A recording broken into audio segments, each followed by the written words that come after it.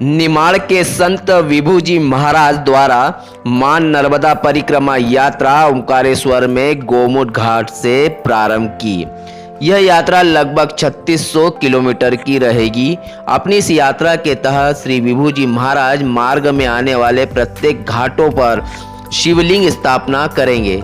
इन शिवलिंग स्थापना के बाद वह पवित्र मंदिर नर्मदेश्वर शिवलिंग के नाम से जाना जाएगा।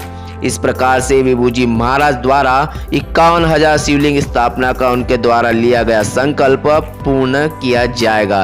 अब तक इनके द्वारा 1262 शिवलिंग की स्थापना की जा चुकी है। इस परिक्रमा प्रारंभ में अखिल भारतीय माता परिक्रमा सेवा संघ के राष्ट्रीय संयोजक ऋषिकांत पटवा, हरीश अनमोल, लल्ली बन्ना, नवनीत ठाकुर, बंटी सिंह, सुरेंद्र सिंह, मुकेश तन्वे, अर्पण दुबे, हरीश राजा, मनोज जैसे सैकड़ों मां नर्मदा और शिव भक्त मौजूद रहे।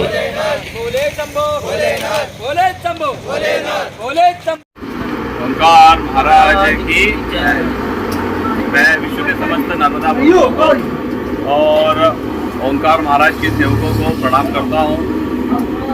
आज जो है हमने नर्मदा परिक्रमा प्रारंभ करी है। माँ नर्मदा जो है महादेव की पुत्री हैं और माँ नर्मदा जो है ब्रह्मचारिणी है। और नर्मदा माई को महादेव ने एक वरदान दिया है कि मैं इसमें 24 घंटे 12 मास 7 दिवस पूर्ण अंश से रहूँगा। तो हमारे निमाड़ में और पूरे विश्व में यह मान्यता है कि नर्मदा माई का कंकर कंकर जो है वह शंकर है। तो प्राचीन जितने भी महादेव हम देखते हैं विश्व में कहीं भी जो स्थापित होते हैं मिलते हैं तो वे सब के सब प्राकृत होते हैं। और जो महादेव हैं वो साक्षात केवल नर्मदा माई में ही प्राप्त होते हैं।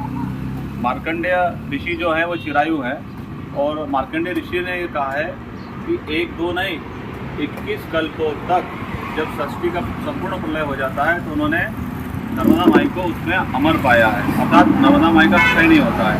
और उन्होंने कहा कि नर्मदा माई के किनारे रहने के कारण वे भी अमर हुए, अर्थात उनके भी प्राणों की रक्षा हुई। तो इसी प्रकार से जो नर्मदा माई है ये सबसे पुण्य रूपा और पवित्र रूपा है। सबसे बात दूसरी ये है कि जो परिक्रमा है संपूर्ण नदियों में केवल नर्मदा माई की ही परिक्रमा होती है और किसी नदी की परिक्रमा नहीं होती है। सबसे बड़ी बात है कि जब व्यक्तियों का दाह कर्म किया जाता है तो उसकी जो अस्थियाँ या तो गंगा माई में प्रवाहित की जाती है या नर्मदा माई में। उसका कारण क्या है कि जो गंगा माई है वो महादेव की जटा से निकली है।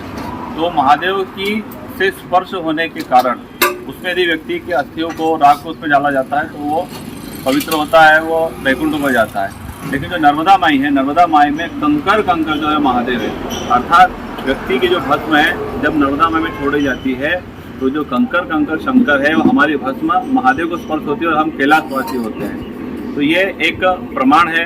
दूसरी चीज़ ये है कि नर्मदा माई जो है वर्तमान में एकमात्र ऐसी नदी है जिसका जल पीने योग्य है, साफ सुथरा है और जीवित नदी के उसको हम कह सकते हैं। तो एक चीज़ हमें ध्यान देना होगा क्योंकि ये हमारी संपदा है, हम इसकी संतानें हैं। तो अपने माँ बाप की सेवा करना जिस प्रकार से बच्चों का दायित्व होता है उसी प्रकार से जो नर्मदा माई है ये हमारी माँ है। आज हम इसके अन्न से, इसके जल से, इसकी सांस, क्योंकि जितने भी वृक्ष आसपास जीवित हैं वो नर्मदा माई के कारण जीवित हैं, तो इसकी सेवा करना हमारा दायित्व है। अधिक